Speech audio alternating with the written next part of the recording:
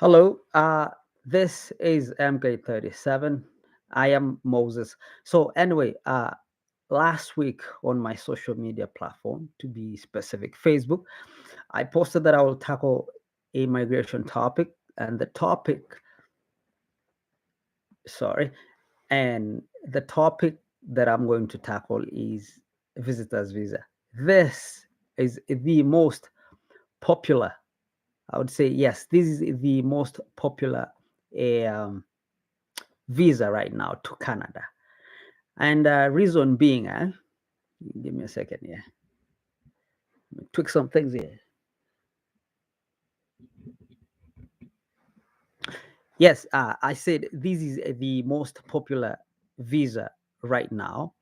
Reason being, let me lay a little background. So, how did visitors visa to Canada became this popular? So, you know what happened in 2020 when COVID hit?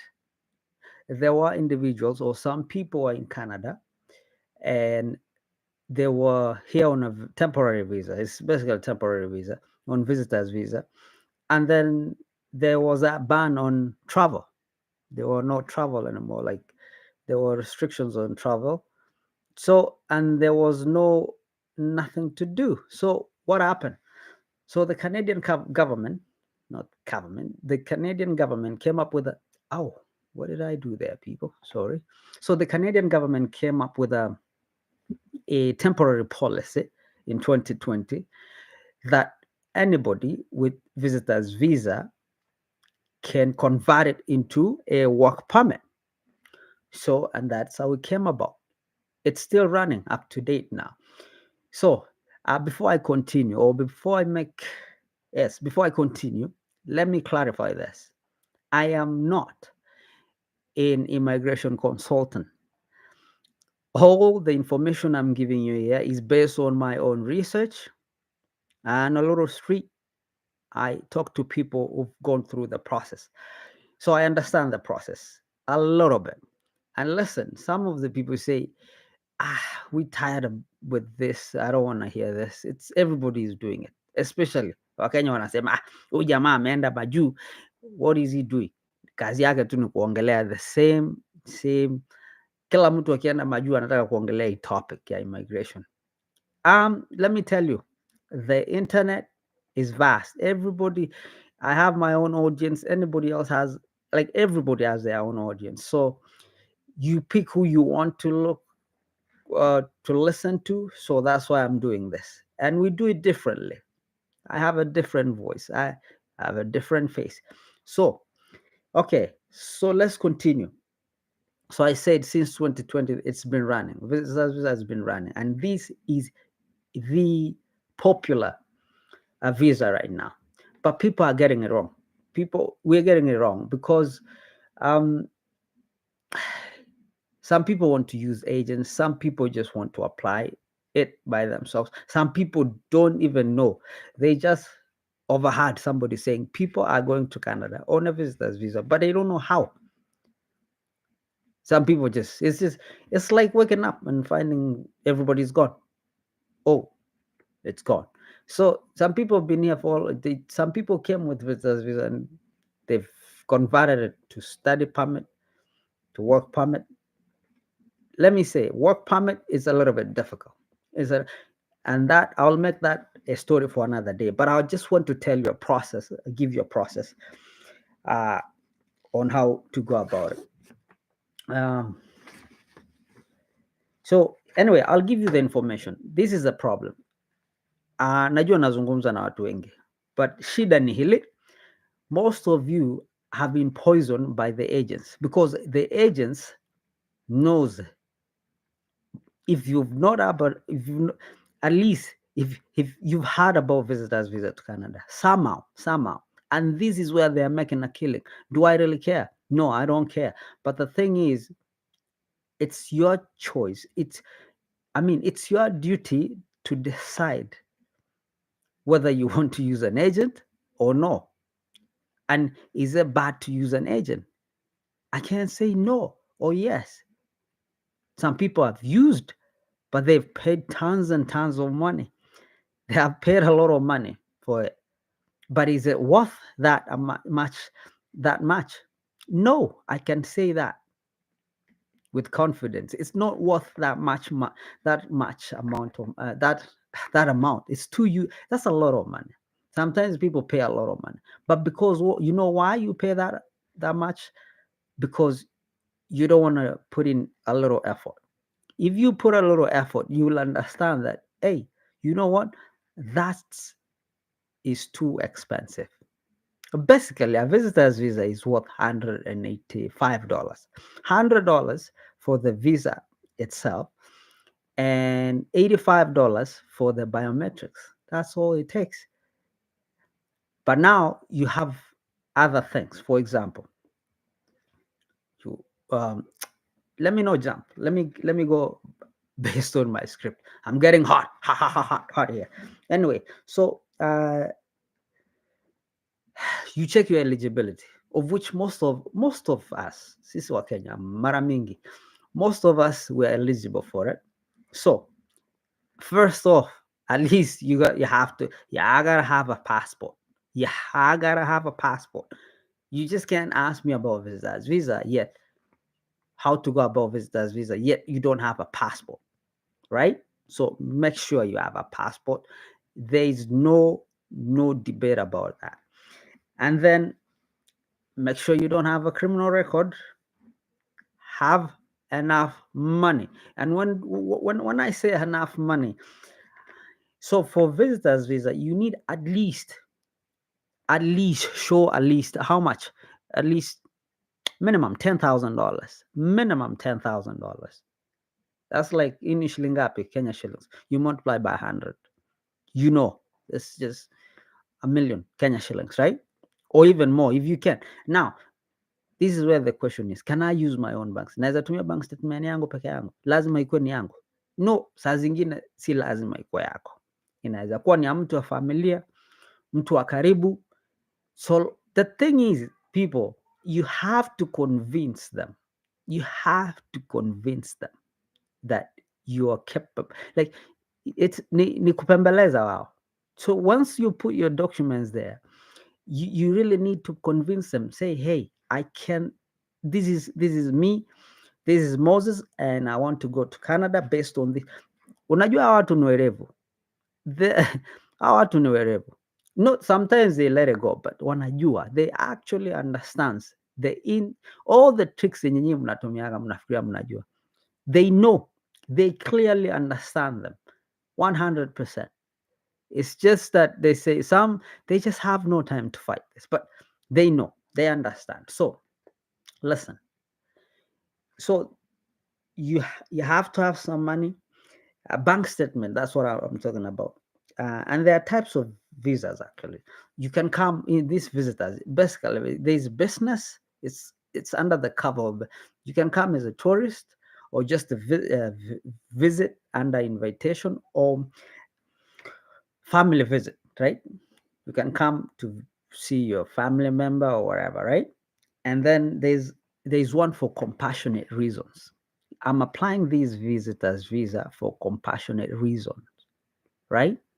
My sister is studying in Canada. My sister goes to school in Canada, but at the moment, my sister is struggling, or she's the only one in ako hapa. She needs that a family member to come and see her and just comfort him. She's working hard in school. She needs she's a little bit depressed. She's struggling. So she needs somebody, a family member that can help her or give her some little compassion while she does her own thing, right? So it's possible. Come on, ndugu yako. For example, I'm my sister. If I wanted to invite my sister now to say to come for Christmas, she could come, and the chances yake kupata ni very high, very high.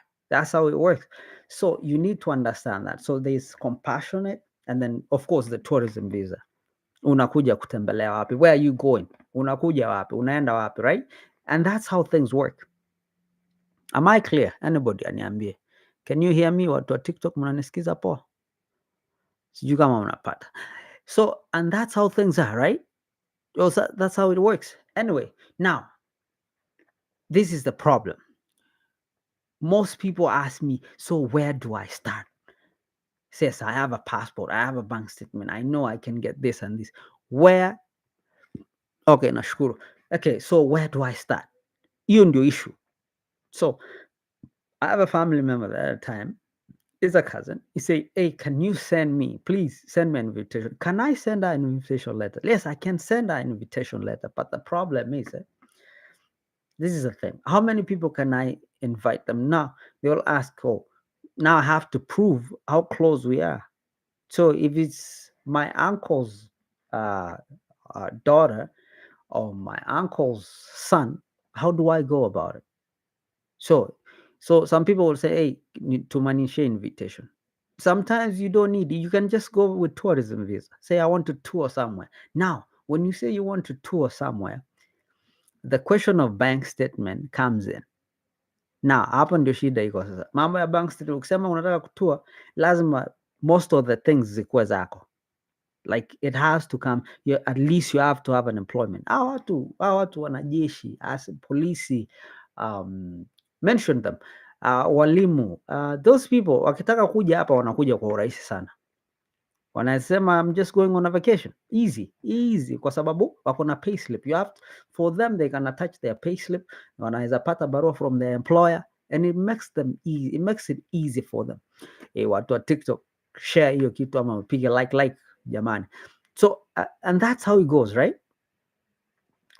And then but when it comes to just visitors visa, nafikiria unaweza tumia bank statement ya mtu yote, mtu wa karibu.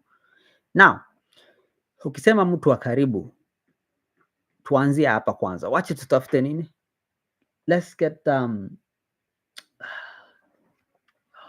so tutafute sorry guys. So tutafute how do I get here? Nitafikaje hapa kwanza? Number one, kama hauna mtu yeyote wa kukuinvite ama nini. So watu wengi wamekuwa wakitafuta conference. And watu wangu, I don't know what's going on. I don't know if googling things is a problem. Kwenda Google vitu ni ngumu ama nini bro? Ama skiza, ukiamua kwenda Google, nilisema naambiaga mtu, make Google your girlfriend. Make Google your girlfriend. Kama uko na boyfriend, make Google your boyfriend, watu wangu. So unatafutaje hizi invitations? Hizi invitation, watu wa TikTok nitakuja kujibu maswali yenu. Acha nimalizane. So unafanya aje? Just end online, bro. Sis, sema tu conferences. Sijui nitatype conferences with invitation. That's where you begin. Conferences with invitation in Canada. That's how you start. So ukianza hivyo, you look them up very keenly, right? You just look them up. You gotta know the organization. Look them up. Just take your time, man. Take your time. How many hours can you spend on TikTok? Ni watu wangapi wana scroll mahaga? Ni watu wangapi wana scroll ni nini na trend Twitter? Ni nini kwa inaitwa Twitter ama ni X? Ni nini na trend? Mtu anataka kuangalia tu kuna video na trend imeachiliwa. Kuna mtu ameachilia video fulani. Hiyo ndio shida yenu. But now take your time. Just Google. And now the question about, so once you Google that, like unatafuta conference, tafuta province yote, Alberta, Saskatchewan, Ontario, pale huko no territories, Yellowknife, wapi kwingine nimesahau, Manitoba, any, just if you want to be specific, sema in conferences in British Columbia. So watu wengine wanasema bro, hii haitaji hata gap. Unaweza kuja na story ingine ya ajabu bro. Unaweza tunga story ingine ya ajabu kwamba umekuwa ukifanya, unafikiria hawa ma agent ndio wanawafinya hivi, wanawafinya hivi, unajua unalipa shilingi ngapi? Hawa agents wanawafinya kwa sababu they have hacked, they know, wanajua ni nini wanafanya, they understand how things work, right? And that way, that's what you pay for actually. You're not paying for the you're not paying for you're paying them to do what you don't want to do. But can you do what they are doing. Yes. Na ujue kitu moja, our agents sio registered. Our agents, they don't declare information. Unaona, hawaja declare information that wanapeana information. Like there's a form you have to sign that someone else is applying on your behalf. So you have to, nimesahau jina tu, but listen, alafu sikiza kitu ingine. Hii visitors visa, it can take forever. Like kuna watu wana apply na like within 1 week wameanza kupack mzigo yao. Kuna wengine wameuza nguo kwa sababu wanafikiria hiyo visa itatoka immediately. Bro, visitors visa utakaa hivi hey, utangoja. Kuna zingine unangoja conference ime expire. Ulisha Google conference iko British Columbia, conference ni ya church conference. Tuseme wewe kama ulifanya procurement, conference ni ya procurement. Tuseme wewe ni mwalimu, kuna conference ya walimu mahali fulani Ontario, right? Wacha hapo ndio mambo yanageuka sasa. That's where things change, right? So utangoja, utasubiri, you will wait for it. It takes a while. I know somebody, I invited this person, he's just a friend, but it took 2 years, 2 good years kupata hiyo. So it takes time. So mwelewe kitu moja, it's a process. So you have to be patient. Usianze kuuza nguo. Kuna mtu alianza kuuza nguo. Please don't sell your clothes kwa sababu utangoja kungoja. So anyway, so ukishapata hiyo invitation letter, right? Once you receive that invitation letter, mtu wangu, na nilisema uko na bank statement already. Nilisema si it's not a must kwa yako. Si a must kwa familia. No, inaweza kuwa ya mtu fulani tu hivi. Lakini cheza kama wewe, right? Unaelewa? Cheza kama wewe. Just hawa watu, it's just a matter of kuwa convince. It's a way of explaining yourself. Make them understand you. Right? And that's why you don't just upload documents. You explain yourself, which is a key thing. Make sure you explain yourself. Make it clear, right? Have some supporting documents, and they might even want to call the bank. Unajua? Provide that information kwa sababu hata mtu mwenye anakusponsor atasema unajua nini? Yes, I know this guy and I'm doing this and this and this. Mnacheza nyinyi chini kivyenu. Mnaongea na so that's why lately kuna visas zimekuwa revoked. Unajua zimekuwa revoked kwa nini? Kwa sababu hakuna explanation. So agent tu umepea agent, umelipa ngiri zako ngapi? 300,000 umepeana 300,000, 400,000, 600. Ukifika usia mtu mwenye 600,000 just for visitors, and this is what they sell. Don't get me started with agents, lakini ngoja tumalize. So tuseme umepata, tuongelee agents. So umepata, so ingia online Immigration Canada. That's the page, people. Immigration Canada. Immigration Canada and Immigration Canada, I think, yeah, Immigration Canada. Hapo ndio unaanza kuangalia kila kitu. Immigration Canada and citizenship. Una click hapo. That's where you create. How do you create your account? Type my CIC. My CIC. Una create account pale. Unajicreatea account mwenye. It's so straightforward. Next time, I'll make sure nakuja hapa screen and I show you how to go step by step. But so many people have done this. Ukienda online, so many people have done it. You will just see how to create an account so long as umepata hizo documents. So invitation letter ukanayo hapo, passport photo, passport yako, picha ya passport yako, real bio ya passport yako, hizo supporting documents. Kama una shamba, weka title deed pale. So that's the thing. If you don't have money to pay these agents, but what are they doing? What's the difference? They're doing exactly, if ukiamua kufanya kenye unafanya, that's exactly. Lakini mahali kitu huwa inasumbua watu. Unajua kwa nini watu hawajifanyii? Ni kwa sababu passport ndio inakuwa ni issue sana. No, sio passport, bank statement inakuwa ni issue. That's where the problem comes in. You see what I'm talking about? Yes, hiyo ndio inasumbua watu. Tafadhali, mumeelewa? Ndio kesho yake najaribu kujibu maswali kwa sababu basically what I'm doing here, I'm just answering some of the questions here. So mtu anakuja anasema, bro, can you help me? Kuna jamaa ameni message hapa TikTok akasema nisaidie, niko na kila kitu na agent ameniambia, this was the agent has just told me I can apply for you a visitor's visa, and then once you get to Canada unageuza into study permit. Is that possible? Yes, it is possible. It is possible. But my brother, listen, why do you want to apply visitor's visa and then ukifika huku uhustle tena change into a study permit? Why not just go straight to study permit? Oh, let me throw this. And then he said, I've been out of school since 2017. Now he's worried about the gap. Now, that's a problem too, right? But I told you that gap, you can explain that gap. Cheza kama wewe bro.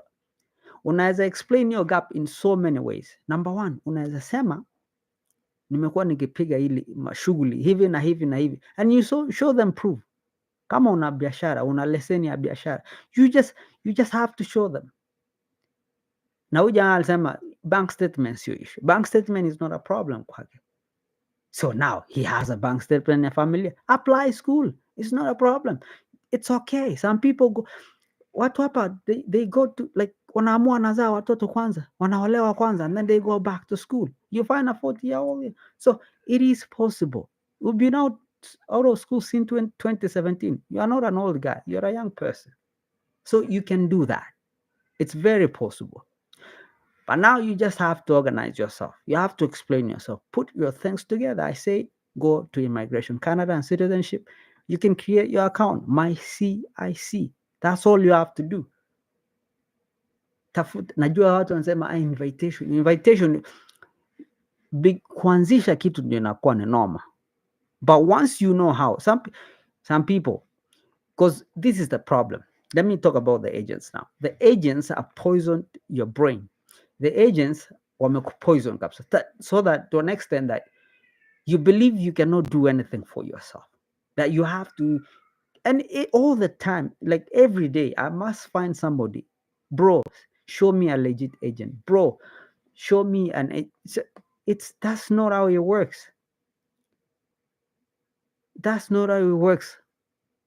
Alafu, sometimes some of these agents do not actually do exactly what you ask them. They just don't do it because they know if you're clueless, that's where they take advantage, right? So that's the problem. So you need to understand this. Find something. Do like just learn. Do your own research. Check something. Unaelewa? Look for something. Just learn. Go on like YouTube. YouTube is there's tons and tons and tons of information. Sijui mnataka niwafanyie surgery ndio muelewe watu wengine, kwa sababu huwezi kuwa unaniambia wewe ni mtu ambao unanifuata, but at the same time you don't do what you don't even know what I normally talk about. So fanya hivi, do yourself a favor. Look up this information before even you think about an agent, because the first thing you react to, wapi agent, nataka agent, legit agent. No, it doesn't work like that. Just learn. At least hata kama umeamua kulipa agent, at least learn the information. Have something in your mind. Know something, right? Be like just elewa, tujua information, kuwa na hiyo information. Ndio agent akikwambia hivyo, naambia sidhani inaenda hivyo, I think inaenda hivyo, right? So counter. Lakini sometimes maybe agent atasema unanionyesha ujuaje zaidi nini bro. So hapo ndio atakulema. So listen, and listen very carefully. I will do a quick recap kwa watu wa YouTube, and then I'll switch it off, nirudi kwenye nijibu maswali yenu hapa TikTok. Sawa? So what did I actually talk about? the process of visitors. I lay the background how it came about. This is a temporary policy that was put in by the government of Canada. Since when COVID showed up, that's when they put this policy, and that's what happened, right? And allowed people with visitor temporary visas to do what? To change their visitors visa into a work permit, right? But how easy is it though to find work here in Canada once you're here? Oh no, even without visitors visa, no, it's so hard to find work.